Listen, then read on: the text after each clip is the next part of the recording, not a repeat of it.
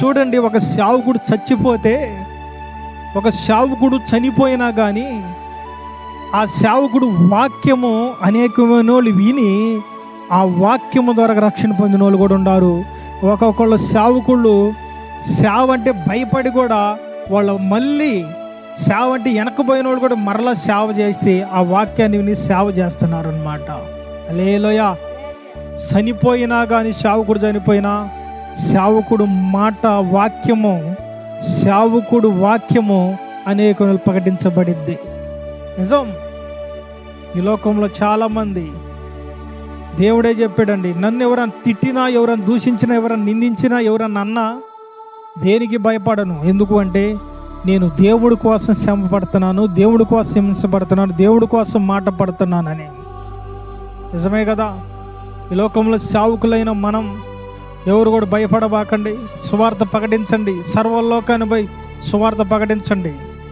రాళ్ళతో కొట్టినా, దూషించినా, నిందించినా, హింసించినా దేవుడు వాక్యం, సత్యమైన వాక్యం ప్రకటించబడాలి. అనేకమైన వాళ్ళు మారు మనసు పొందాలి, రక్షణ పొందాలి.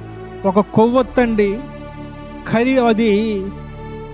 కొవ్వొత్తి కరిగిపోతా ఎలుగునిచ్చిద్ది. దేనికి? అది కరిగిపోద్ది. ఇక నేను ఉండను, నేను కరిగిపోయినా కానీ ఎలుగునివ్వాలి ఆ ఇంటికన్నా.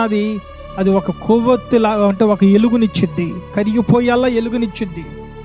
అలాగని సేవకుడు అయిన మనము కొవ్వొత్తిలాగా మన ఆరోగ్యం కోల్పోయినా, మనం కుంగిపోయినా, మనము మరణానికి గురి అవుతున్నా కానీ కొవ్వొత్తిలాగా అనేకమైన వాళ్ళకి సువార్త ప్రకటించాలి.